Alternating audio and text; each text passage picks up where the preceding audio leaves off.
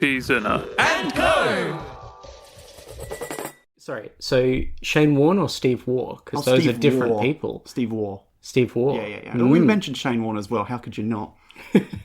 The king of spin himself. Yeah. And their media relations lady, who is the real king of spin. Hey, okay, we got there. We made it. We made it to the joke. Go listen to Lumley Castle for that one. Okay, well, there we go. But what's this one about, Callum? Well, this one, we'll find out in a minute, won't we? But first we've got to say... Welcome to Second-Hand Haunting! I did the wrong words. I emphasised welcome to and haunting. Atrocious. I'm so sorry, I've destroyed your intro. Justin, you are the host now. What do we do on this show? We read ghost stories. Uh-huh. And we make fun of them. And sense of them. Fun of them. Sense of them. Fun of them. Yeah, there you go. We got there. I remembered your intro. That's. I'm the host now, and I'm taking over this show, and we're going to talk about my favourite ghosts. The ghosts of time. The Zeitgeist. That's right. This is a fashion episode. God. No, what are we talking about today, Callum? Well, since you're the host, you get to decide what story we read today. Don't worry, I'll still be doing the reading. Okay. But you can choose 3 different options. We have Chinese ghost stories, Okay. Japanese ghost stories, Ooh. or the mystery box. Mystery box. Can I describe the mystery box for the audience? Because this is a brilliant work. So what we have is a shoebox. Am I peeling back the curtain too much? Go for we it. have a red shoebox attached to which is a sheet of lined A4 paper upon which a large question mark has been drawn. I've never been so intrigued. Look, as much as I would bring very good accent work to the Japanese and Chinese because I have some great... I think the mystery box would be potentially a better topic for me, but I'm so interested in those Japanese and Chinese ghost stories. I don't want to gloss over them because they're very different looking books. The Chinese ghost stories is... Well, the title I can read across the table is Some Chinese Ghosts. Indeed. So it's like... It's really short. It sure is. Like, is it just like a list? How? No, it's... Alright. So, some context for each of the books that you can see so far. I can see them. The listener cannot. So. Well, there's one that you can't see. Well, I have... mystery. We'll come back to the mystery. Some Chinese Ghosts is by Lafsadi O'Hearn, who somewhere around like 1902 or something decided to travel a bit and speak to a bunch of people Westerners had never come in contact with before, Chinese people. Okay. Wonderful. Really embedded himself in the culture. The guy's story is fascinating. He's currently buried in Japan, and Japan have kind of claimed him as their own for the anthropological work that he did. Okay, so he actually did good anthropological work. It wasn't like he went up to the first Chinese guy he saw and that person was like, right, I can take this guy for a ride. I can tell him some real confabulations. No, okay. And I imagine it would also be a snapshot of like Chinese history at the moment it was like written as well. There you go. So, I was even late in the date. It's around 1886 that he did this. Okay. And there's only 6 stories in the book. Wow. Because he decided there's no point in just getting every story he's ever heard, right? He really handpicked the best 6 that touched vaguely on concepts of ghosts in the afterlife to try and at least get people in the West who are really into spiritualism to explore other cultures in a really respectful way. I really like that. I think there's something really lovely about taking... Because Western spiritualism that is borrowing from, I guess, Eastern stories. Oh yeah, I think in the long run he probably lit the blue tab for a very, very troubling facet of Western spiritualism. Yeah, but I think there is something kind of noble about taking that interest that people have, which is a curiosity that we all should have for the world around us, but the only stories that people were getting at this point in time would have been very two-dimensional, very limited. Yeah. And I'm sorry, I have so many thoughts on this immediately, and I'm trying to put them in order for a podcast audience as opposed to just like... Hang on, I'm just going to pause. Sorry, I can hear a propeller plane. They've brought back a prop like a plane propeller. just for 1880s Chinese ghost stories. No, I think... Because there is racism that is born out of a lack of curiosity, and there is racism that is born out of curiosity but a lack of information. I would draw distinctions between those two. Like, there is racism that comes from being fundamentally incurious. Like, your neighbour is from a different country and you're mad at your neighbour, and so you don't learn anything about their country. You just go, I hate this dude. It's And on the other hand, you have yellow fever.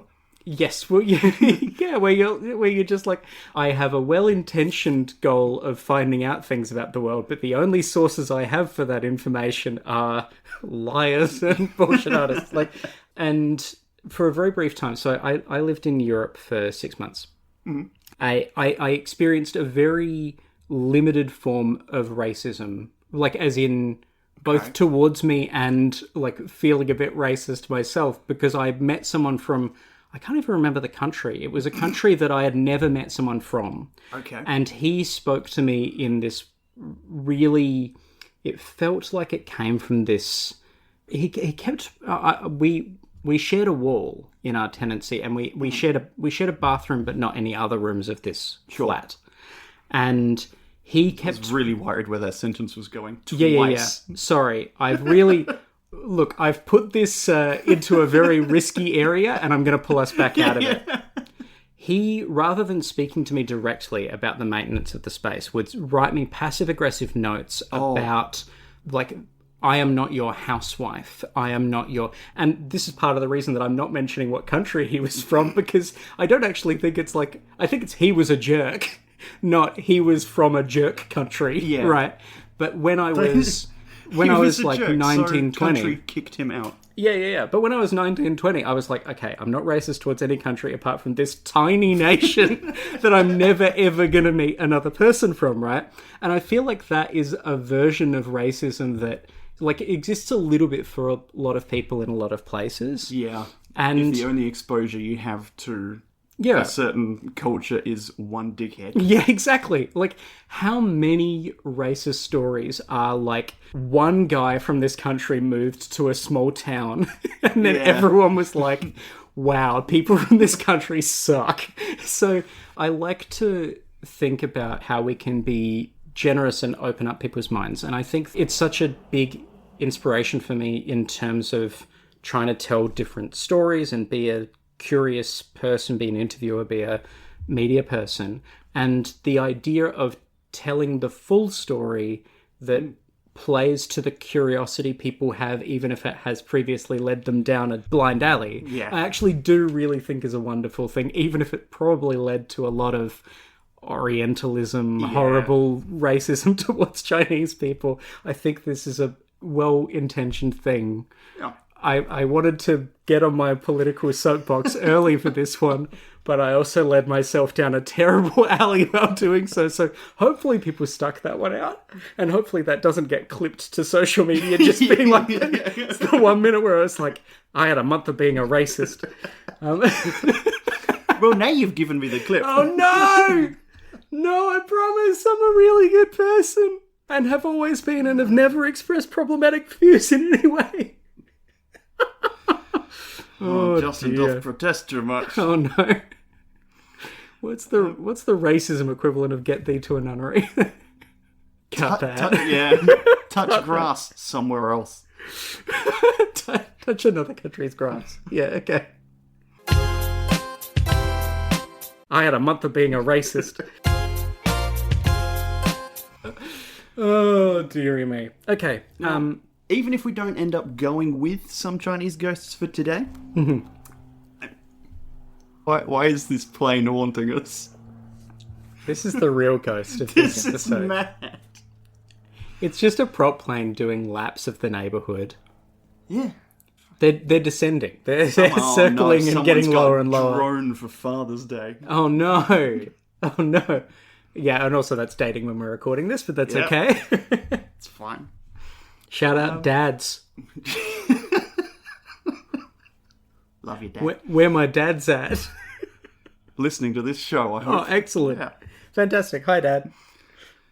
I did want to read one brief section from the preface of Some Chinese Ghosts, because Lafcadio Hearn quotes Sir Walter Scott in his explanation about why he only did 6 stories. And it's definitely not just because he ran out of steam translating. But he quotes here, "The supernatural, though appealing to certain powerful emotions very widely and deeply sown amongst the human race, is, nevertheless, a spring which is peculiarly apt to lose its elasticity by being too much pressed upon." And I have never felt more kinship for an author through the span of 100 years or whatever the difference is between that writing and today, because I have read too many of these stories and it's lost its mystique on me.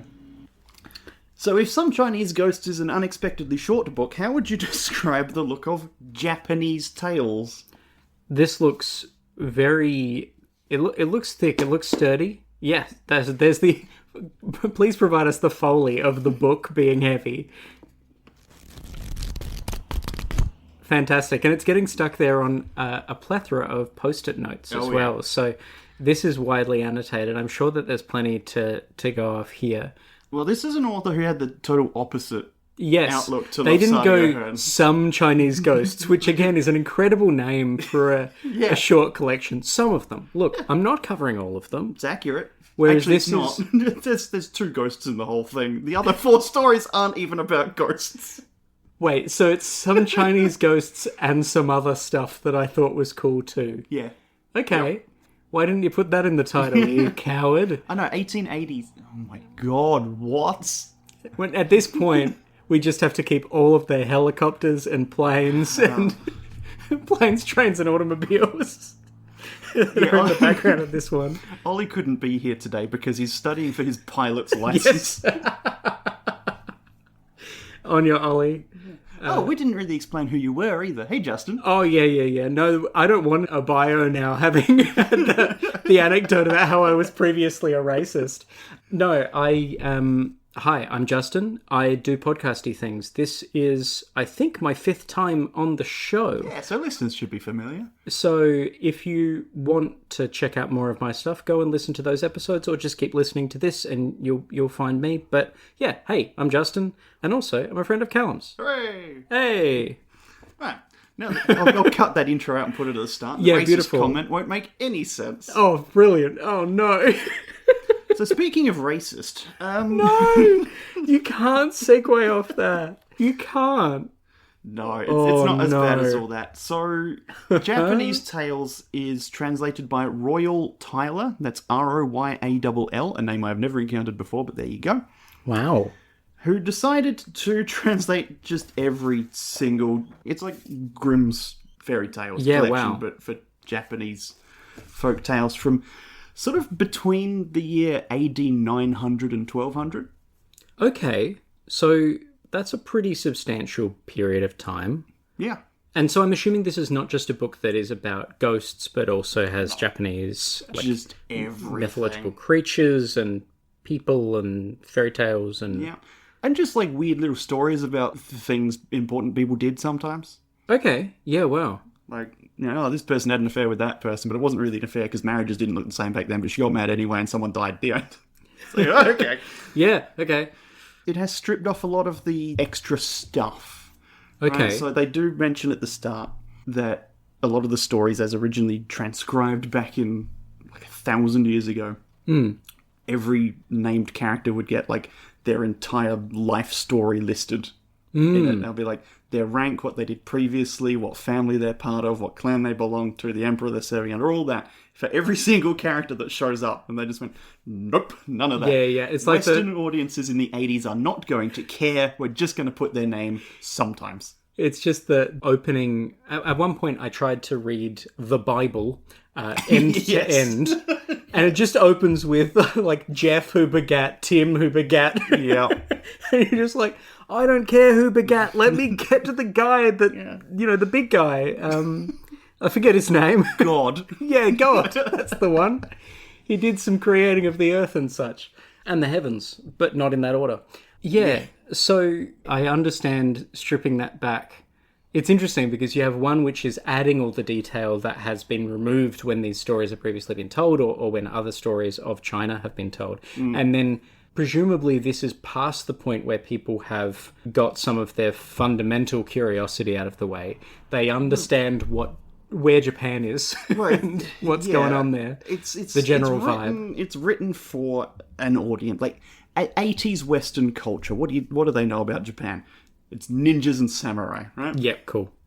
And there's a long foreword explaining there's not going to be ninjas or samurai here. No. This is not what these stories are about. It's not what then they're what's from. the point, Callum? You'll see words show up that sound like samurai. Oh. It's not samurai. Damn it. But it's the cast of people who eventually evolved into what the samurai are. So, keep reading. Yeah. I suppose the samurai didn't exist, yes. Yeah. By 1200, yes. No. It's real early. I think Grimm's Fairy Tales is about the right that sounds touch point for it, of just right. Just shotgunning, just mad stuff. Yeah. Are they as dark as Grimm's Fairy Tales? Because obviously, like, one of the big things that people know about Grimm's Fairy Tales is that the modern adaptations smoothed a lot of the rough edges off of those pretty stories. Bad. The classic example being Cinderella. In the original Grimm fairy tale, the glass slipper is taken around for different people to try it on, and the stepsisters cut off their toes so that their feet will fit into the shoe. And obviously they're still not selected, but like, it's not just, oh no, my foot's too big. It's, I'm going to make my foot the right size. That's a lesson to learn, children. Yes, yeah. Well, don't cut off all your toes. I mean, that is a good lesson. It's not an Aesop's fable, but it's certainly useful. Don't disfigure yourself to pretend to be something you're not. That's true, actually. Wow. Yeah. I wish I still had all my toes. That message is not what? That message does not exist in the Disney version. I wish I'd heard this before I cut off all my appendages. Yeah, that's why you're stuck in this house podcasting. Yes. You can't leave. I just get dragged out of the basement, a disembodied head in a jar, like in Futurama.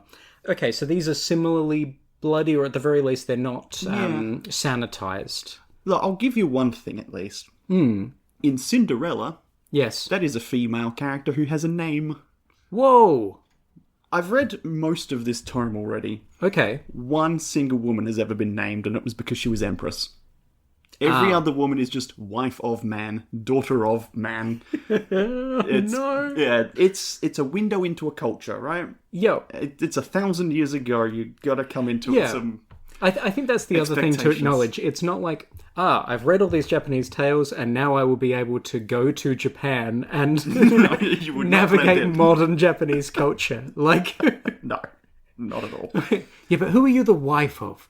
May not play so well in contemporary Japan. But yeah, well, so we have the 1880s, the 1980s, and then presumably the mystery box is from the 2080s. Yeah, and it's from the future. Dragged it back in time. We'll start reading a story. It would say, one day, these two guys were sitting down doing a podcast when suddenly a monster came out of the back door. You may need to be more specific. A couple of guys doing a podcast may not... Who are their wives of? I think I'm excited for that box. You don't have to pick it. I'm wondering if we kick off with another short story and we make our way to the mystery box. How does that work in terms of our episode structure? Yeah. I like that. Let's do that. So we're not going to do some Chinese ghosts because the 6 stories in it are all quite lengthy. Quite thorough. We're not going to fit more than one in. Yes.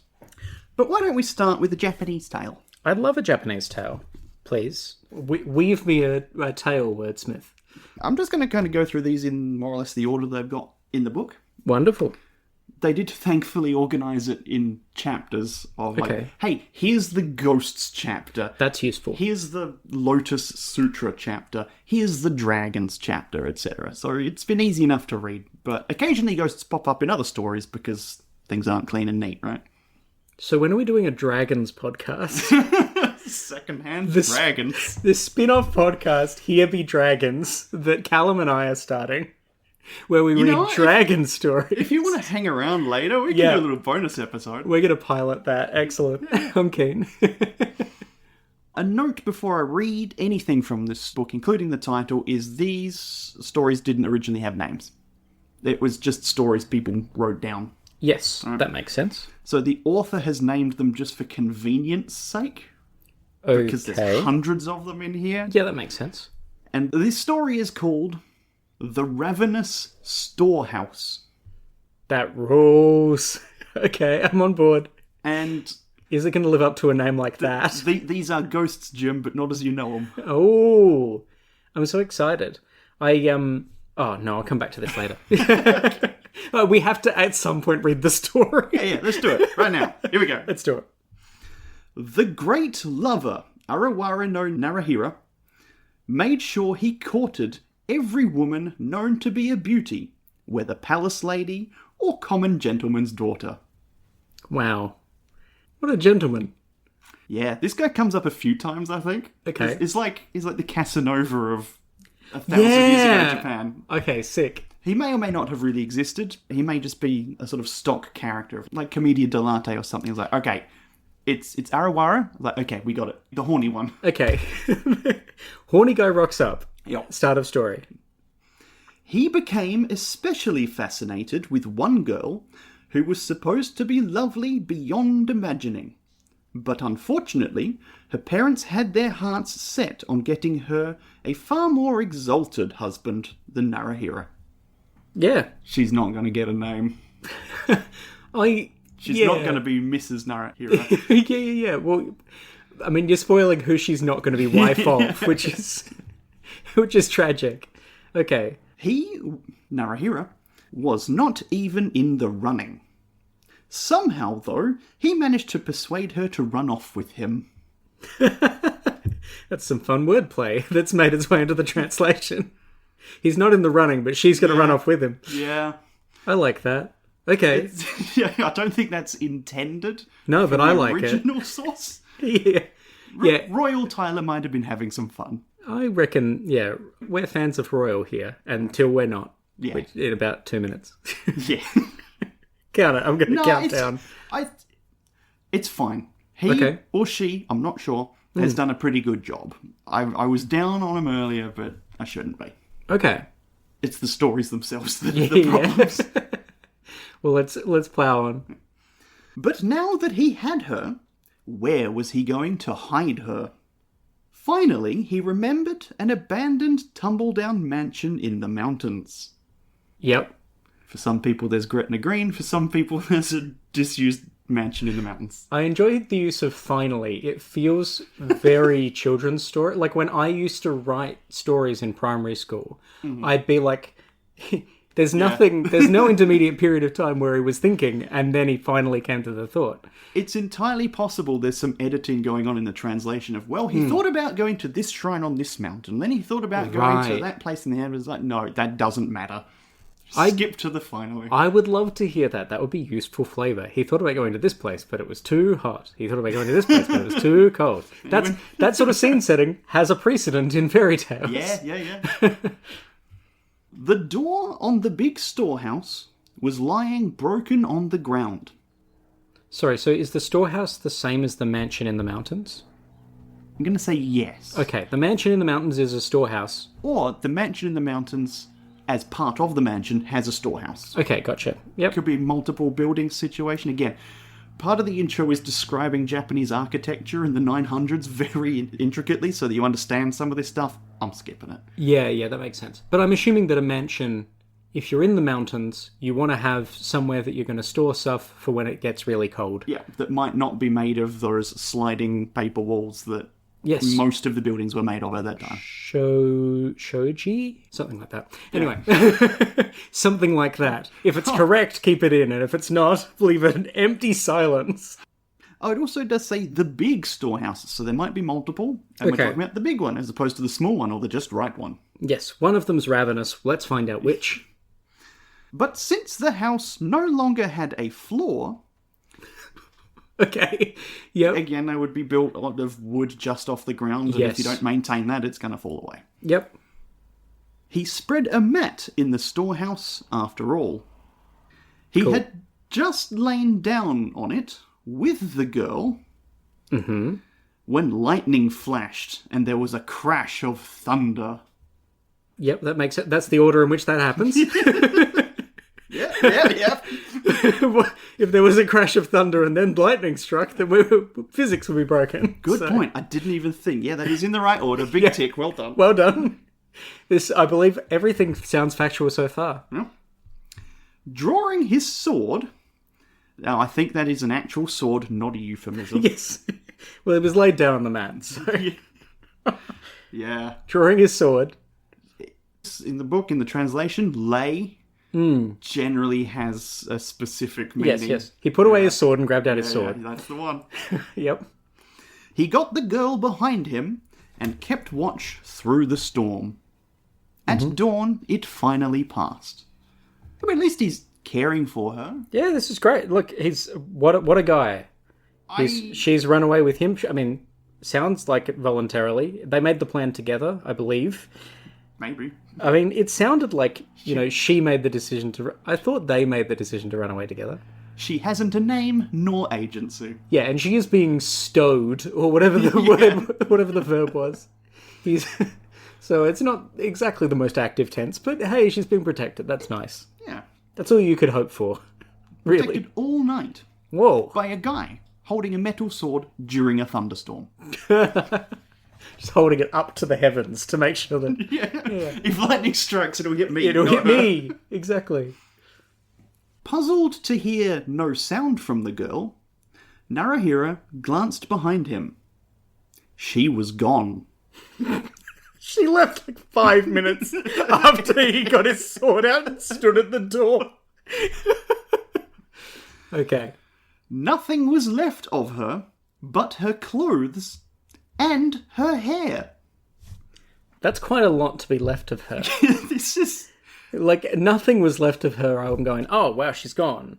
Nothing was left of her. All her clothes were there, and her hair was there. Yeah, I think the whole time she was just Bugs Bunny in drag, and Yes. she's just like, pew! And left the clothes and hair behind. Sprinted away and they fell to the ground. Yeah. Yes, I am willing to, at this point in the story, suggest that hair could easily be wig. Yeah, at this point, I'm willing to think that, yes, she's been playing dress up. If that's the hinge upon which this is a ghost story, the fact that she was able to leave her hair behind, Yeah. I'm going to need a little more to take me there, but let's find out. He fled, terrified. Later, he learned that the storehouse was known to eat people. Yep. It was not the thunder that had gotten her after all, but the demon in the building. Yep. It just goes to show that you shouldn't go near a place you don't know.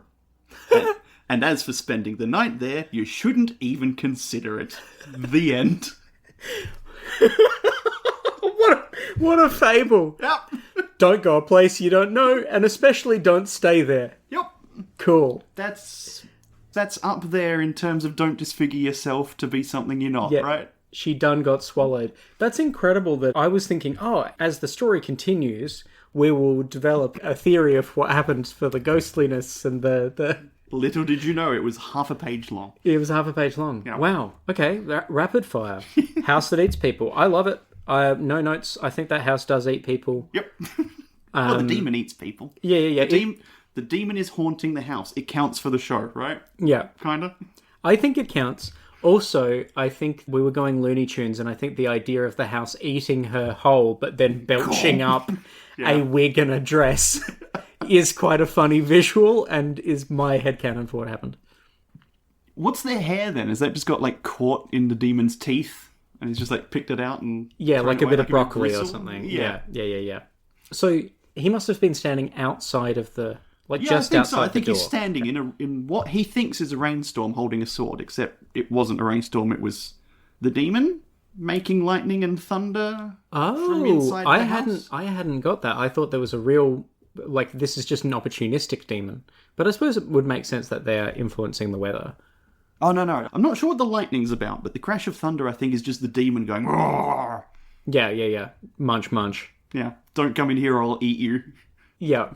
Oh, you left one of you in here. I guess I'll eat you. Thanks. Yeah. So it's the demon grumbling. It's not her actually getting eaten because he's still in there at that point.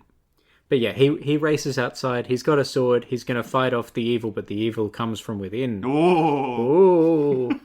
So the munching and crunching was coming from inside the house. Yes. Well, I think that's an amazing story and a good moral. Never go anywhere or do anything. Never, just like any haunted house story, don't go into the haunted tumble-down mansion in the woods. Yes. It's abandoned for a reason, maybe? Yeah, I think we're making our way to a good moral here. It's not the one that was there. No.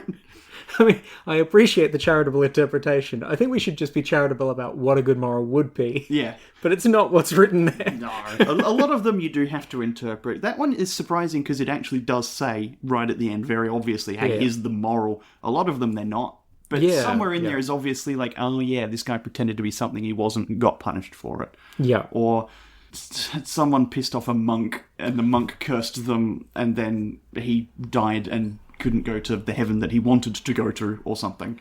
It's also interesting that even though it's like obviously a fable and like a morality tale, the morality is not around the ethics of running away with this person. Like that feels like that was the direction I was expecting, because Western morality tale would be like, if you run away with someone, you better make sure that there's someone you love and that you're going to spend your life with. And ask the father for her daughter. You didn't ask permission, and, or it would be like it's a messed up moral, but yeah, it's one that we would be expecting. Or conversely, it would be, only run away with someone if you're sure they're your true love and they're not an evil witch or frog or bad guy in disguise. And those are kind of Western stories. Whereas this is like, the conceit is he needed a place to hide. Yeah, we've just got to get to that We point. just need a situation in which a guy needs a place to hide. What would be a good situation? Oh, right, horny guy. Let's bring him into this. Horny guy who's always like using up and throwing away women. She doesn't need any character or anything. Yeah, so he's always getting into trouble and losing ladies left, right, and centre. So what's a way he could have lost a lady? Yeah. This thing Hungry happens. house. Yeah, hungry house. Yeah. That's the episode, Cord. Hungry house. Before I take a quick break, shall we try and award this story? Sorry, so what are we awarding it? Because we can do awards for MVP, Most Valuable Person or Poltergeist. Of course, and yes. the Word Award, we can do it for each story or just at the end of the episode. I think each story's fine. I think, okay, so, I mean, there is only one poltergeist in this story, or is there even a poltergeist in this story? I can still award Most Valuable Person to Narahira here. Yeah, that's true. He's fun. That's true. What a scamp, what a scoundrel. He did try and protect the woman that we have no reason to believe didn't go willingly. Yeah, it's not his fault that he chose to spend the night in a mimic. Yes. He's doing his best. All he wanted to do was sleep with every lady in the land. And is that such a crime? I understand the want to do that. Yeah, No, not just every lady in the land. Every beautiful lady in the land. Sorry. He has standards, apparently. Yeah, and those standards are superficial. Yes. Hooray. Yeah, no, he's a hero. I mean, a hero for all time. He's a good role model for our youth, and I don't think there are... This is one of the few stories where I think we've got one character in the entire story, so how could it be anyone else? Yeah, he kind of wins it just by having a name. Yeah, yes. No, I'm going to turn it on its head and give it to the Ravenous Storehouse and say... Done, yeah. Most valuable property. Premises, yeah. That's true. I have awarded Most Valuable Punctuation before, so there's no reason that we can't award it to a property. Fantastic. That's good. As a property investor myself, I've been looking for a Ravenous Storehouse to add to my portfolio. To your very valuable portfolio. Oh, yes. A house that eats prospective tenants is going to do really well in the current rental market. Yeah, yes. It's solving two problems. Yeah. I make the money without the having to have people live in it. Yeah. I think that's amazing. They've broken their lease. You can go after their estate for arrears. That's so true. You're reducing the renters market for everyone else. You broke the floor? No, it wasn't like that when you got here. Yeah, when I got there. Can't believe you broke the floor. Excellent. Great story. Charge a cleaning fee for the clothes and the wig. No. You left your clothes and wig. How foolish. You should have taken photos in 900 AD Japan. You should have taken a woodcut. That's a tasteful... Did they have them back then? I don't know. Yeah. I think I'm happy to also issue a word award for this one as well. Yes? Because I really like the inclusion of the term tumble down. Oh, tumble down is good. You don't hear tumble down enough. No, it's perfectly descriptive. It's not as dire as, like... Dilapidated. Exactly. Like, it gives you an indication of why they would want to stay there. You don't want it to be like, well, it was 2 planks of wood and 1 nail holding them together, and they decided to spend the night there during a thunderstorm. Like, it needs to be like, okay, it's not a place you're going to stay forever, but it's enough. a real fixer-upper. Put that in the rental description. Would you like to present any word awards? I wasn't listening to any of the words. I was purely going on the vibes. The pun of running, perhaps? I did like the pun of running. Is it a pun? I'm not sure. Well, it's wordplay. Yeah. There you it's using the word in 2 senses of it. You had in the running as in contention. Yeah. And then you had running as in physically leaving. Eloping, I guess? Yes. So if you run away, it could be a pun if you were like, there were several people running for her hand, and he just ran the furthest. Marriage decided by race. Right, exactly. Like, in that sense, it's a play because it is 2 different senses of run. Marriage thon. No. We'll keep working on it. we'll have a good version of that by the end of the second story. Is it even a story? I've just got a box. I'm looking at a box. Well, we'll get to that in just one moment.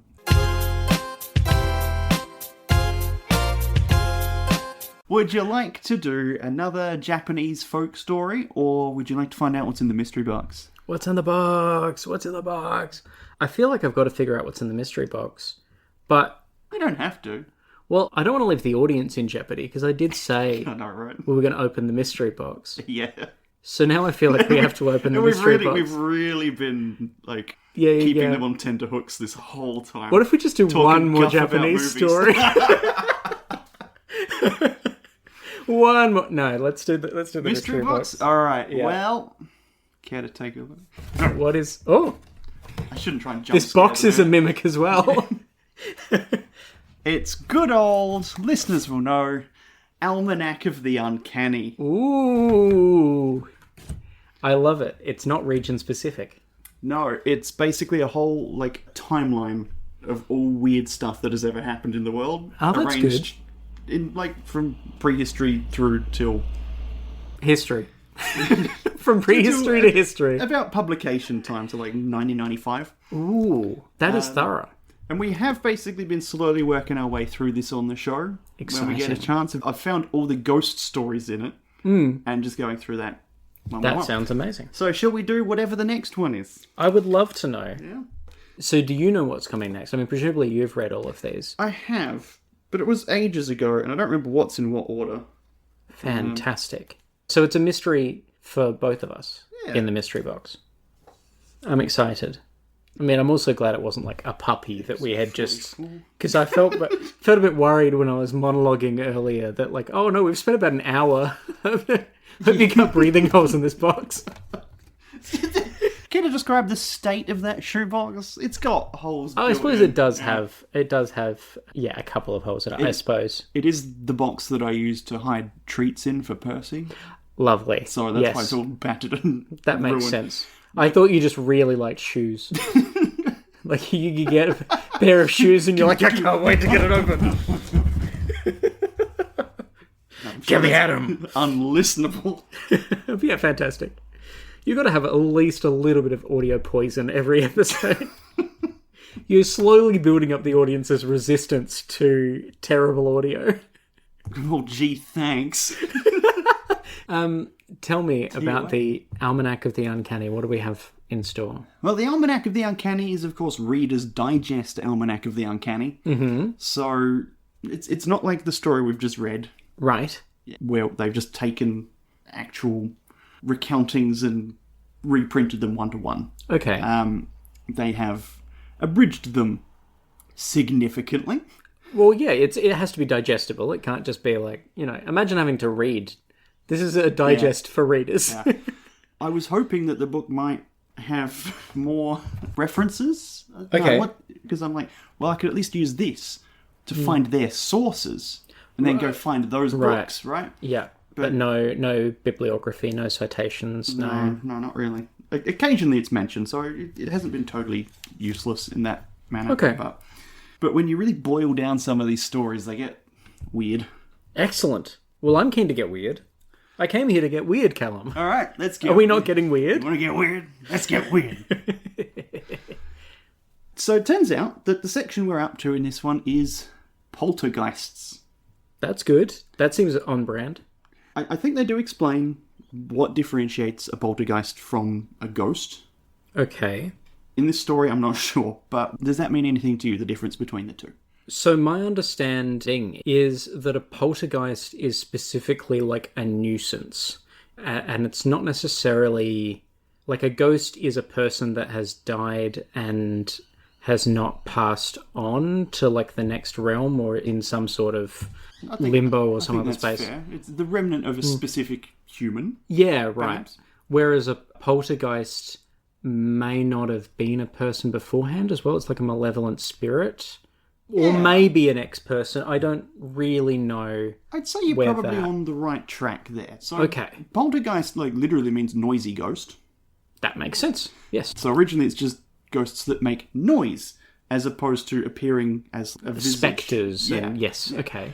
Now they tend to make noise by banging and clanging pots and pans and throwing stuff around. Cool. So they are a nuisance in that way of actually interfering with the runnings of a household. Yes. Okay. And they are surprisingly connected to troubled people, not necessarily troubled houses. Okay. And specifically troubled pubescent girls. Okay. A lot of the documented ones, it's weird. It's so this girl turned 13 and suddenly a poltergeist appeared in the house and they moved and the poltergeist followed them. What's going on here? It couldn't possibly just be a girl dealing with some serious shit going on physically and mentally and acting out. No, it must be a ghost. Well, it's probably a really good excuse if you need to process some shit. This was actually a question I was going to ask earlier because Ellen and I, before I came around here, were discussing whether you'd had any stories about possession on the show. Because largely the ghosts have been location-based, right? And that makes sense because of the books you're reading. You're reading, Ghosts of Scotland. So, the ghosts... What's significant about them? It's not that they're following a guy. It's that they're in Scotland, But this seems like if it's following a person around from place to place, maybe this does scratch that possession itch of, it's more about a person's individual story. And also, I'm so sorry that it is teenage girls. Yeah, that's tough. That's tough for them. They just want their pots and pans to be not noisy and left alone.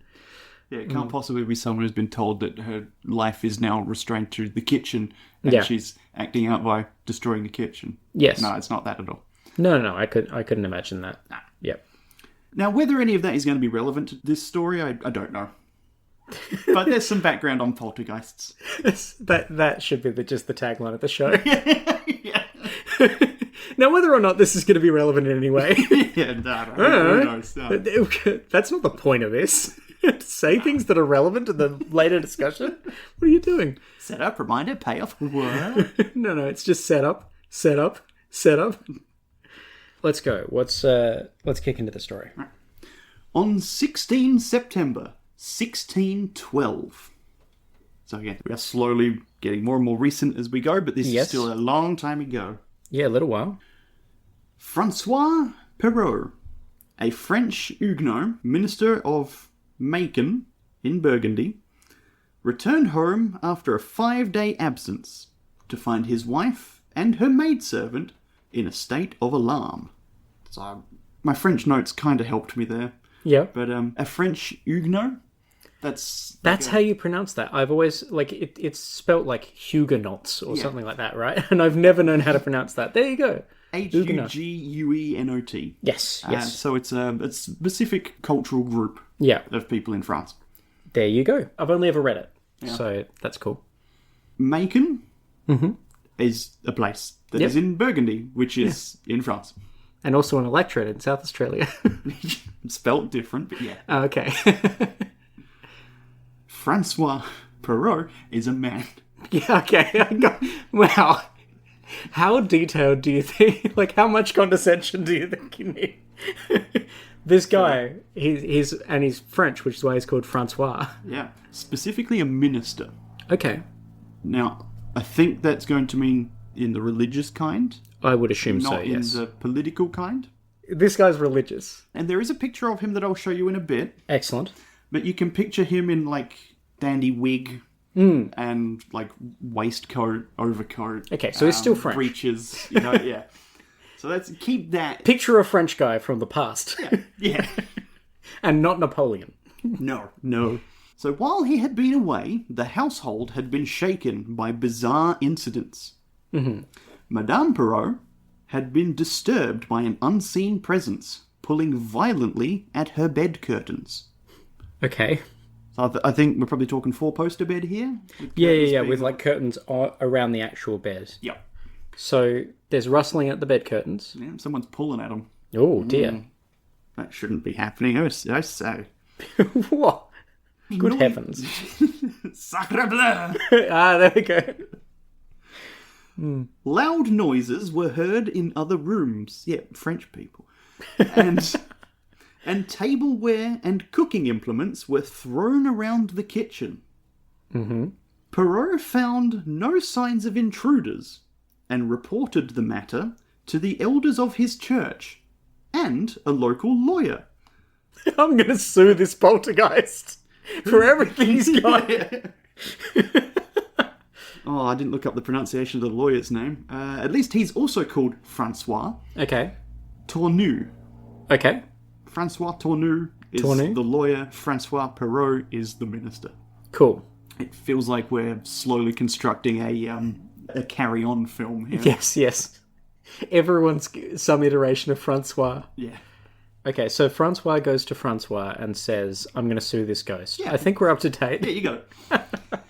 They all visited the Perrault home to see the astonishing goings-on for themselves.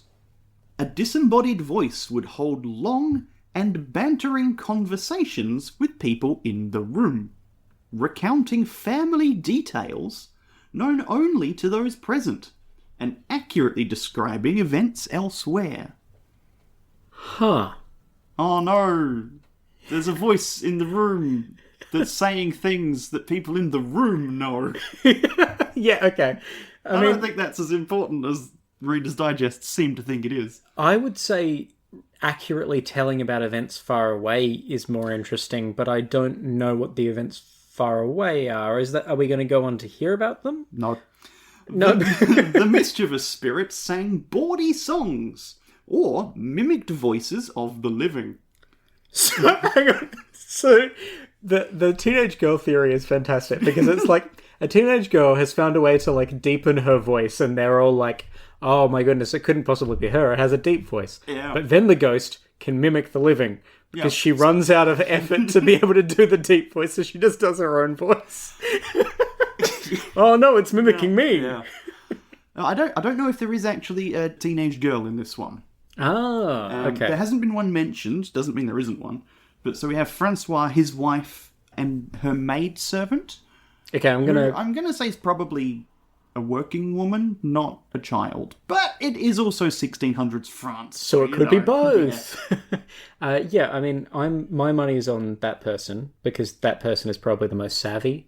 If films have taught me anything, yeah. And films have taught me everything, so films must have taught me this. Did films teach you any bawdy songs? Not in French. Touché. My French is not that good, so I'm glad there hasn't been that much translation No. involved in this story. Yeah. After 3 months, the phenomena stopped for no obvious reason. During the last 12 days, from morning to evening, the house was bombarded with stones.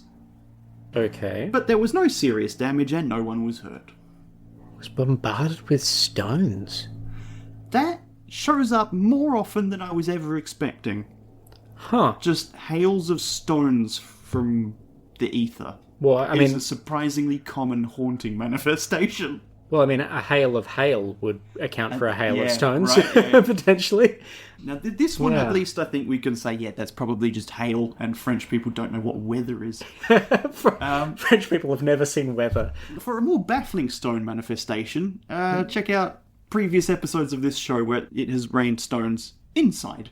More than once. More difficult, although with the thickness of roofs in that era, Yeah. the distinction between being inside and outside wasn't as strong as it is now. No, good point. Now, we're not finished. Oh dear. Reader's Digest asks a question in bold. Why did it happen? Why did it happen? Perrault wondered if circumstances surrounding the house itself might be responsible.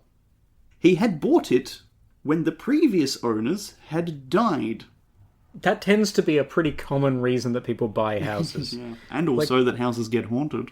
Yeah, well, yes. But also, like, if you're like, my house must be haunted because a person that lived in it died. Yeah. Yeah, that's how a lot of houses enter the housing market. You may have specifically picked up on the fact that the owners did not die in the house. Oh my god. Because I didn't pick that up. The That's sentence continues, Oh my god. which had meant evicting Guillaume Blanc, their daughter. There is a teenage girl. Oh, there is. So, the owners of the house rented it to their daughter. Uh-huh. The owners died. Yes. Francois bought the house and kicked the daughter out of the house. And then they're wondering who's throwing stones at their house. There must be some sort of vengeful spirit. Right? I mean, sometimes I wonder if poltergeists were a really good negotiating tactic for, like, people that wouldn't normally have a voice in the relationship. Like, his wife normally doesn't have an opportunity to say, hey, maybe we shouldn't have kicked the daughter out. Yeah. And then she's like, maybe we've angered the poltergeists by kicking the daughter out is a much more palatable thing for her to express. Yeah. I think you are stumbling your way towards the existence of witchcraft there. Oh, excellent. Yeah. I'm so glad we're going to get to witchcraft. Not here. Not here, but eventually.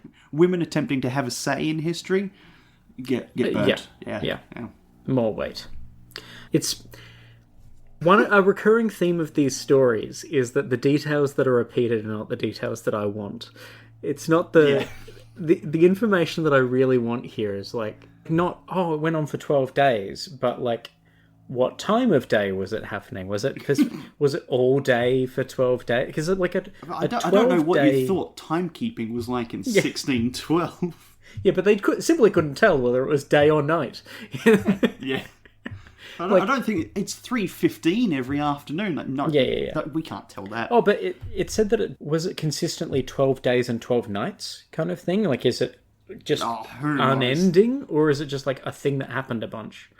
It's like it's that last phrase is the most representative of every story I've read. Yeah, okay. So it happened twice and they were like a pattern. Yeah.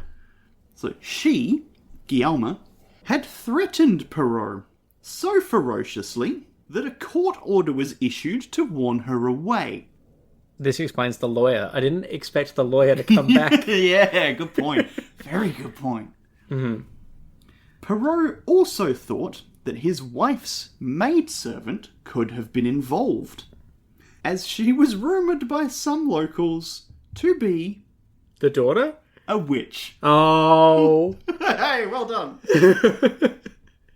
God damn it.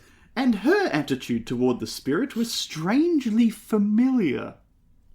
Oh, no. Yeah, dude, I think you've called it. It's the maidservant and the daughter are just trying to knock Francois out of his house. Did they even vet the maidservant to make sure... I'm not even calling it his house. I agree with them, not him. Yeah. Did we even vet the maidservant to make sure that the maidservant isn't the daughter? Like, they didn't just hire the daughter as the maidservant? Yeah. It's entirely possible. She's got a different wig, and they're like, wow, a completely different person. We've never seen the maidservant and the invisible spirit in the same room together. Yeah.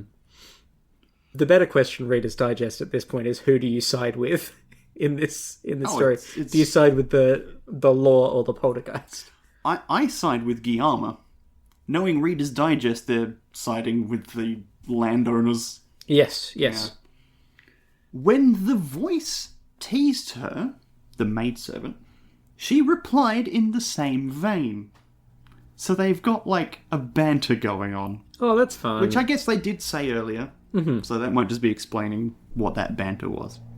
They could just be friends. Like, they don't have to be in on it together. They could just like each other. Yeah. This whole thing is just a family pretending someone doesn't exist. Yeah. Like, as a juvenile punishment. Yeah. Like, we're all just going to ignore Francine. Francine, named after her father, Francois. Yeah.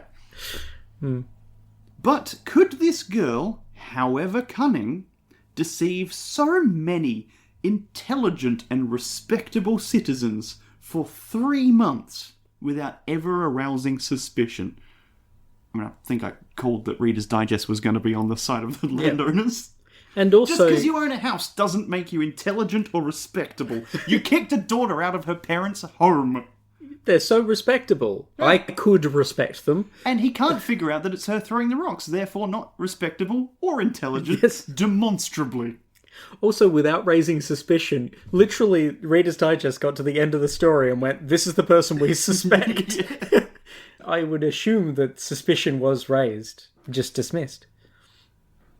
Yeah, let's say it's Reader's Digest, not Writer's Digest. Yeah, well. The Macon affair contains virtually every ingredient of a classic poltergeist case. Mm-hmm. Unexplained incidents of a mischievous or malicious nature. One individual who seems to be the focus of the events, and past circumstances that could have triggered the outbreak.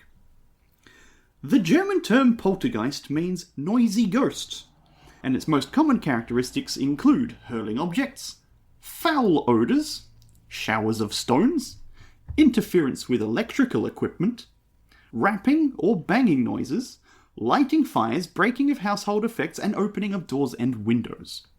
It's quite a lot of stuff. It's just stuff happening, yeah. Yeah, when things happen, it's probably a poltergeist. Yeah, absolutely. Oh, the door blew closed. Ghost. Does having a lot of planes and helicopters fly over also indicate a poltergeist? Poltergeist, yeah. I've clearly angered the spirits. Yeah. I've attracted their ire, and they are sending every noisy thing at me that they can. Well, like, do we need to break down, okay, like, who have you offended? How have we gone through it? Like, pilots, apparently. Pilots, yeah. You should have wished Ollie better luck on his pilot's exam. I think also it's an interesting discussion to have had at the time this went down, to be like, okay, so have you angered a poltergeist, and what could you possibly have done? Me? No. An innocent soul. I've just increased my real estate portfolio lately. I couldn't be it. There can never be anything unrespectable. Disrespectable? What's the opposite of respectable? Disreputable? Could be. Yeah, there's nothing disreputable about evicting someone from their parents' house. Nah, not at all. Typically, poltergeist episodes last from just a few hours to a few months, starting and stopping abruptly. Mm-hmm. The phenomena associated with them rarely causes serious injury to the living. Look, one of the phenomena mentioned was lighting fires. Very rarely causes an issue to the living. Yeah, never. No, that's fine. Yeah. They're small fires. It's also like, once you have the idea of a poltergeist around, it's so easy a thing to mimic by picking whichever of the 5 things there that are the most easy for you to do to, But, I mean, if I did believe poltergeists were real... I can throw objects, I can fart, I can rap, and light fires. Done. I'm a poltergeist. Amazing. There you go. QED. On the other hand, if I did believe in poltergeists, absolutely this group of people would be haunted by a poltergeist. They are prime candidates for a haunting. Yeah. So, I do not blame the guy at all. We do continue with some scattershot poltergeist stuff. I might as well keep reading. Okay, so other poltergeist stuff in here, yeah. Poltergeist ephemera. Skeptics argue that poltergeists can be explained as hallucinations, coincidences, or the deliberate tricks of a practical joker. I mean, we didn't even suggest hallucinations, but yeah. Yeah. Also, everyone was on LSD. We forgot to mention this at the top of the story. Yeah. Wheat occasionally got infected with the fungus that caused everyone to trip balls. Yes. Yeah. Indeed, some supposed poltergeist cases are undoubtedly hoaxes, like the poltergeist of Cock Lane, London. I've got a whole book about that one. It's fun. Again, prepubescent girls, kind of like Fox Sister style. Like yes, okay. Setting up little things to draw attention to them. Yeah. That's pretty choice. But eyewitness testimony sometimes rules out trickery. Incorrect. Eyewitness testimony can never rule out trickery. No. Your eyes are located in one spot. Yep. If the trickery is in a different spot to where your eyes are... Yeah. It can rule out, like, some methods. But it can't rule out that it was a trick. Yeah. How would magicians have careers? Reader's Digest probably thinks that magicians can do actual magic. Yeah. Penn and Teller are just like sorcerers. Yes. They'll be first up on the stake, yeah. In 1850, a house at Stratford, Connecticut, USA, was violently disturbed by furniture and household objects moving across the floor or flying through the air. Hundreds of such incidents occurred over several months, often witnessed by the family's friends and neighbours. Yet an explanation was never found. Apart from the San Andreas fault, which lay directly underneath their house. Connecticut, though. Oh, Connecticut, yeah, no. Sorry. California, sorry, I would agree. Yeah. Where does Connecticut have any... Connecticut doesn't even exist, it's all made up. Oh, okay. Well, there you go. They've built it on a geyser. I don't know where Connecticut is, but... A poltergeiser. Poltergeiser, hey. By any other name... Some investigators today think of a poltergeist as a powerful psychic force that may somehow be transmitted from the mind of someone suffering from a psychological crisis. A release of hostility, frustration, tension, or other forms of anger may be sought through subconscious, psychokinetic activity. What a sentence. So they're suggesting that in that first story, it's not a poltergeist, it's like Matilda from Matilda. Yeah, you got it. Yeah. Which actually, it does track with the plot of Matilda. Yeah. Because, I mean, spoilers for Matilda. If you want to avoid spoilers, skip forward about 15 seconds. Miss Honey it's Matilda's head in a box. Yeah. Miss Honey was evicted from her childhood home by Trunchbull, is the plot of that. Oh, yeah. Trunchbull moves in and evicts Miss Honey, and that's when they start doing the poltergeist stuff to Miss Trunchbull. Huh. So literally, what do you know? It happened in 1612, it happened again in the 1900s, and Roald Dahl witnessed it and documented it. Huh. All right, I'll include a what do you call it, commentary? Yeah. A film commentary track DVD of commentary Matilda track. as a bonus episode or something. That'd be great. I feel like that's like a poltergeist adjacent. Because I think ESPN ghost stories and poltergeist stories kind of like that's always been like at the start of Ghostbusters. Mm-hmm. Bill Murray is doing the ESP tests on Sigourney Weaver. Peter Venkman, played by Bill Murray. Yeah. Bill Murray and Sigourney Weaver. Yes. Characters who have names, presumably. What's her name? Dana? Yes. I'm not sure if she gets a surname. There is no Dana, only Zool. But yes. Good point. Now, if you ask me to name Rick Moranis' character, I am lost. He's the Keymaster. Lewis. No, it's Lewis. It's Lewis. Yeah. There we go. What were we talking about? I was talking about ESP. Oh, the ESP, yeah. Yeah, because he's doing the ESP tests. And I'm not sure to this day whether the point of that at the start of that movie is to be like, okay, well, this is pseudoscience, but ghosts are real.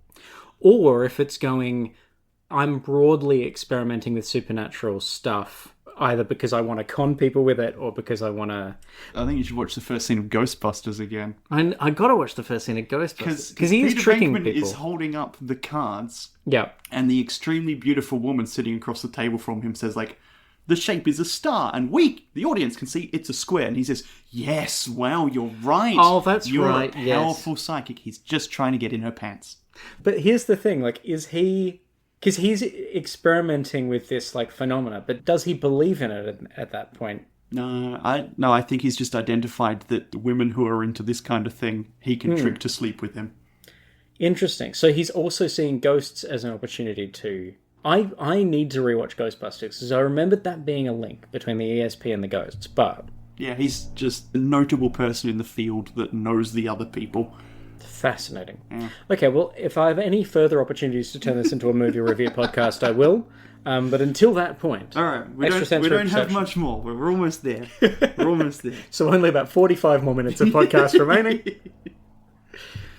Few researchers question the paranormal character of poltergeists. Yeah, because if they're investigating them, I think that's a self-selecting pool of people, isn't it? Very few people ask questions when they're researching.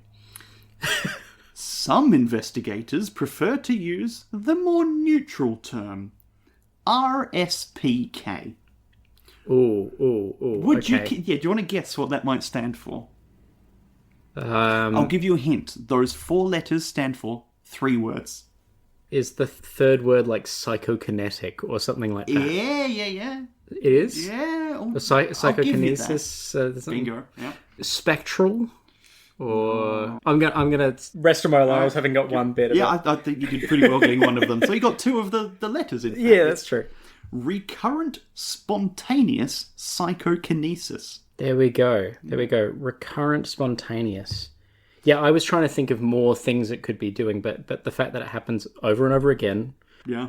The fact that it doesn't seem to... Well, spontaneous it's a pretty good descriptive term for a thing that's not happening. Mm-hmm. But the force causes tables to slide across floors or dishes to fly is still a mystery, whatever it is called. The end, mostly.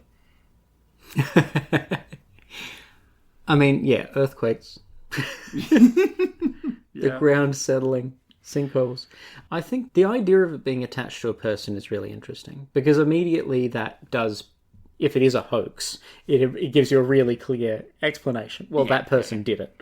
But also, the idea of a person being haunted, I think that speaks to me more than a place being haunted sometimes. It feels more immediate and personal, I think. But we're not quite done with the stuff that's on this page. Oh. Right?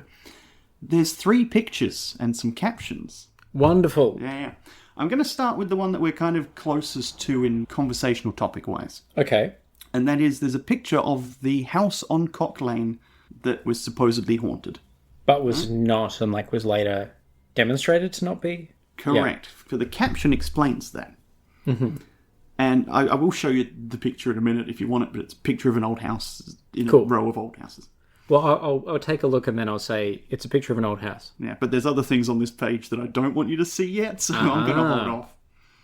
When the spirit of supposed poison victim Francis Lyons disturbed residents of a house in London's Cock Lane in 1762, the affair was the talk of the town for 2 years, until it was finally revealed to be a cleverly engineered conspiracy designed to avoid payment of a debt. Classic. But there was no suggestion of a hoax when, in the 1950s, Italian widow Maria M.P.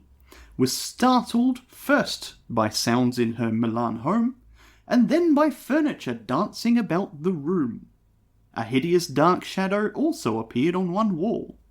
She was convinced someone wanted to harm her.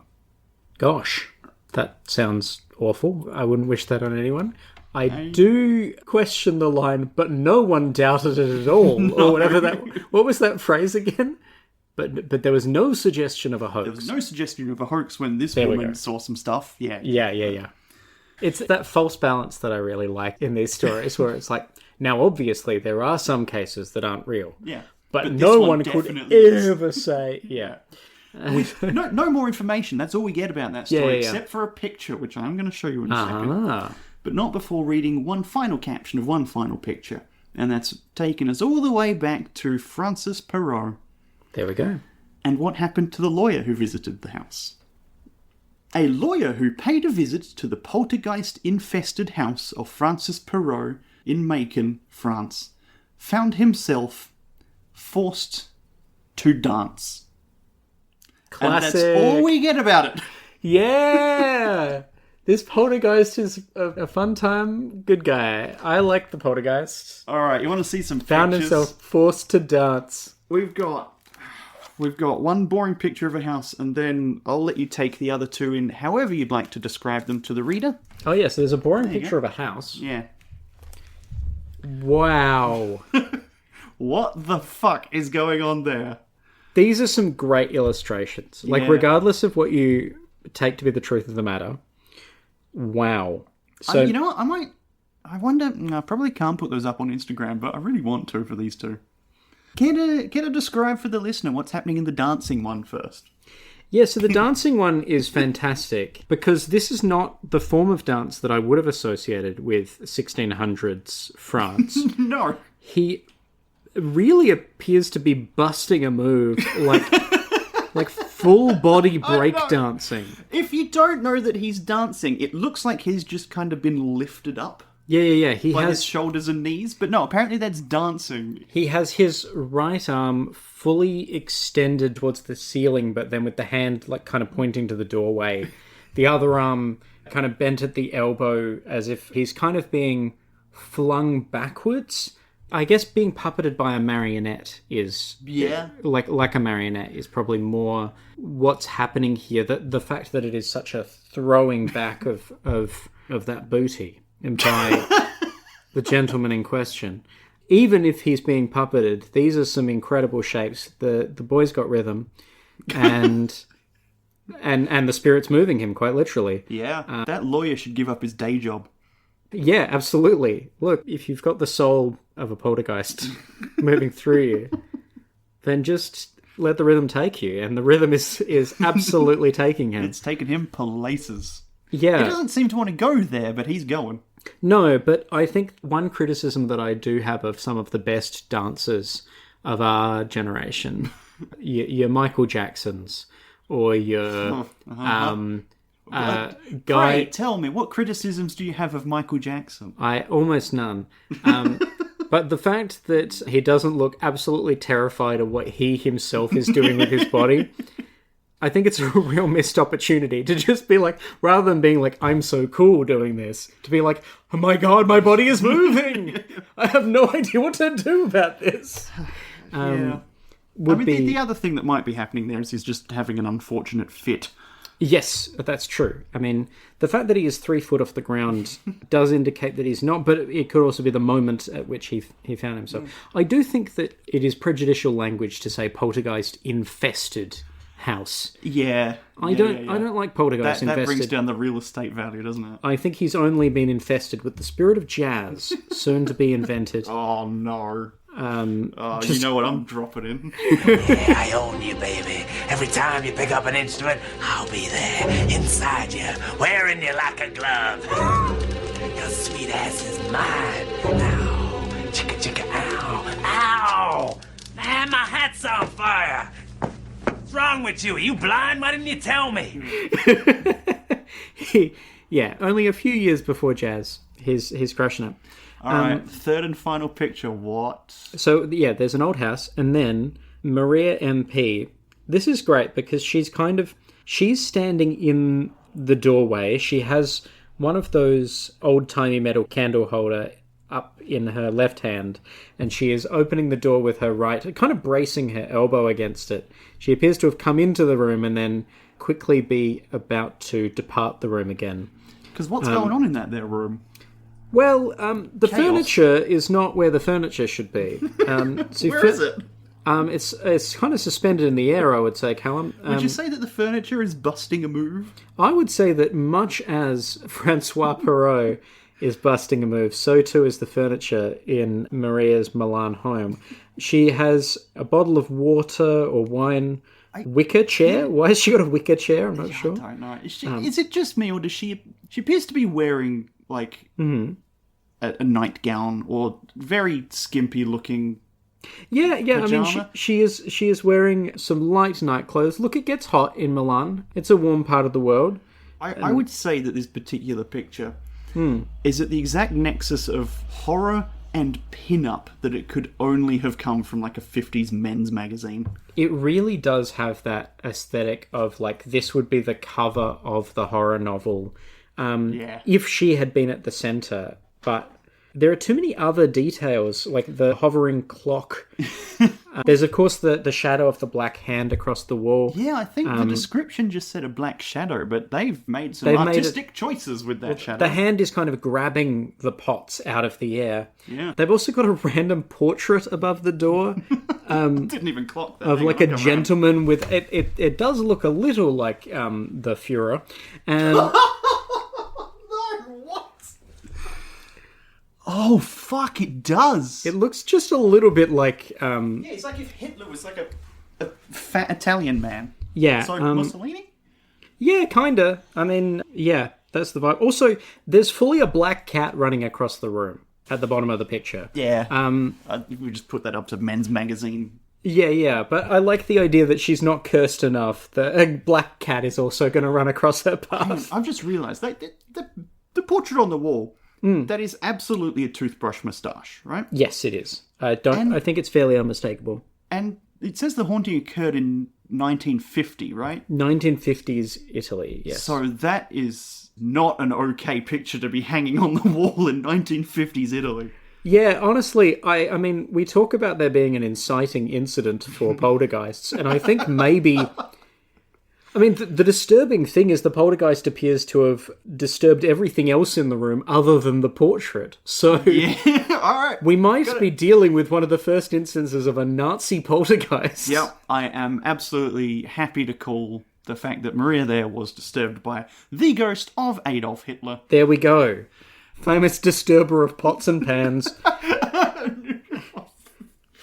Adolf Hitler. Yeah, okay, well, look, I think we empathise with some of the poltergeists in this episode, but it's fair to say I don't empathise with all of them. No, absolutely not. No. I rather side against this one. I know it might be a controversial thing to say on this episode, but I'm anti-Hitler. Good call. Me too.